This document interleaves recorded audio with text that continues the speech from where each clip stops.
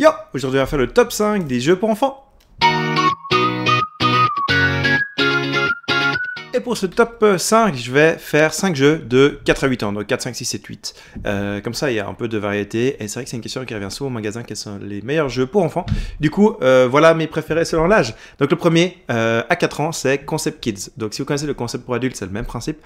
Coopératif, un jeu où il y a un plateau avec plein d'images. Enfin plein de caractéristiques, et on doit faire deviner des animaux aux enfants. Donc c'est qu'avec des animaux. Ça dépend de l'âge de l'enfant. Ça peut être normalement un adulte qui fait deviner aux enfants, mais si l'enfant est assez grand, il peut faire deviner aussi aux autres. C'est coopératif et on a tout plein d'images qui nous permettent de faire la taille, la couleur, s'il y a des raies, où il vit, des ailes, ce genre de choses.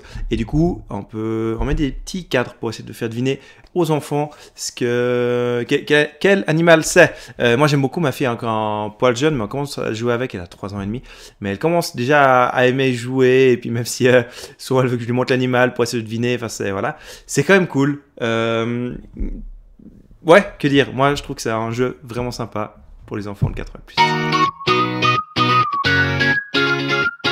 Le deuxième qui est 5 ans et plus, c'est Nom d'un renard. C'est un jeu coopératif aussi. Je regarde vite fait, coop. Il y aura presque des coop, il y a juste celui de 8 ans et plus, on va se taper dessus, mais c'est vrai que j'aime beaucoup cette coopération entre enfants.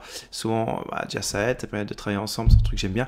Et c'est vrai que les enfants ils se tapent plus vite dessus, donc personnellement ça me parle plus la coop, spécialement pour les enfants. Non, de renard, voilà.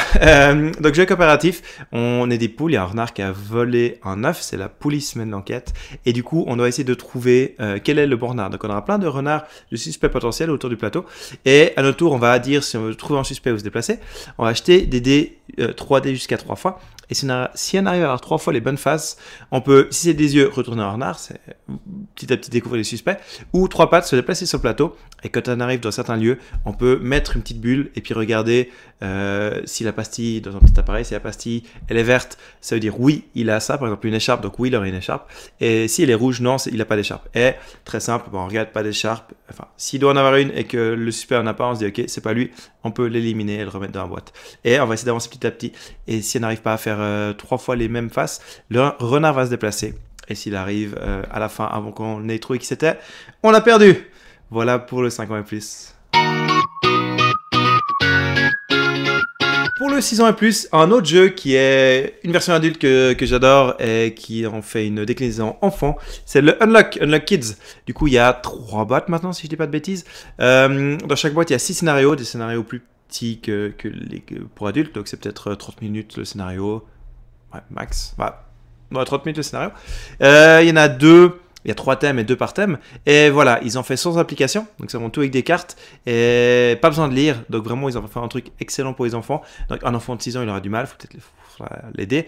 Mais s'ils ont plusieurs, soit avec un adulte, soit plusieurs enfants avec un de 8 ans ou comme ça va honnêtement assez bien. J'ai pas beaucoup testé, mais ça a l'air de tourner. Voilà. Donc, ouais, si vous connaissez pas Unlock, j'aurais dû commencer par ça. C'est un jeu d'enquête, escape game, escape room. C'est vraiment. On a des cartes, on doit essayer de les combiner, des couleurs, des chiffres pour avancer à la suite. Donc, pour enfants, c'est un poil plus simple que colorier des chiffres, mais c'est le principe. Voilà. Et ouais, que dire de plus? Très bon jeu pour 6 ans en plus. Le quatrième, 7 ans et plus, c'est Kraken Attack. Kraken Attack, c'est aussi un jeu coopératif où il y a justement un kraken qui attaque et il y a ces tentacules qui vont avancer petit à petit vers le bateau. Le tour est très simple, on jette des dés, il y en a de plus en plus, donc c'est de plus en plus dur, il y a de plus en plus de tentacules qui avancent. Et les tentacules vont justement avancer. Si ils arrivent à toucher le bateau une fois, il y a des trucs en 3D, et ils se cassent. Et une deuxième fois, ça fait des dégâts au bateau. Si on prend 4 dégâts, je crois, on a perdu. Et nous, à notre tour, on va jouer des cartes. Les cartes ont 3 actions. Donc, 3 actions sur 5 différentes. Donc, du coup, il y a se déplacer sur le bateau. Il y a 4 lieux pour savoir où on tape. Il y a réparer. C'est vraiment, on peut réparer le bateau si un tentacule a cassé le bateau. Et 3 façons de taper. Sabre corps à corps, pistolet à mi-distance et canon à longue distance. Et quand on tire sur un tentacule, il revient tout au début. Et ça nous fait gagner du temps pour éviter qu'il nous tape. Et du coup, petit à petit, ça avance. Et dès on rajoute des dés, voilà.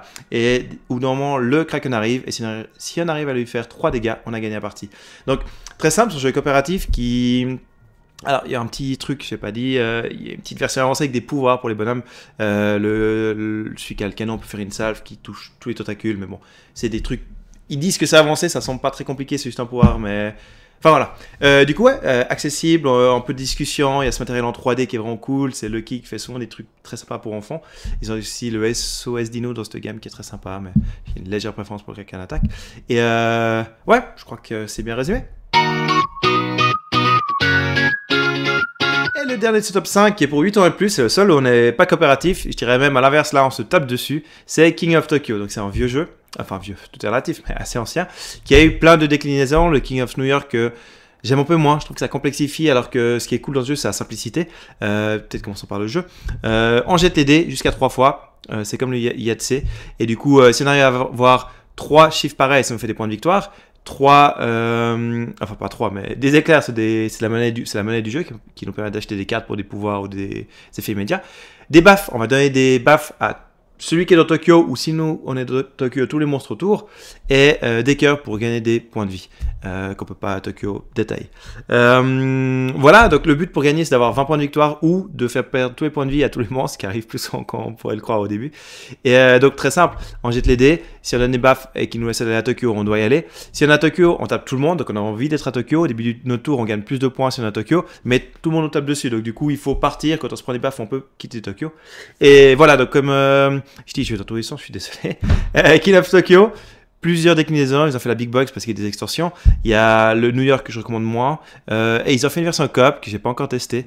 Donc voilà, je tiens un stop dessus. Il y a aussi la version coopérative, mais c'est pas la version, la version de laquelle je voulais parler. Je crois que c'est juste. Et ouais, voilà qui conclut ce top 5. J'espère que ça vous aura plu. Et si vous avez des enfants, vous aurez en tout cas un jeu pour leur âge. Et je trouve que c'est des très bons jeux. Ça ne veut pas forcément dire qu'ils vont aimer, mais ils en parlent de succès en général. Et ouais, si vous voulez, je vous recommande de regarder ces jeux. Il y a sûrement pas d'autres vidéos pour les découvrir un peu plus. Voilà, sur ce, je vous dis à la prochaine.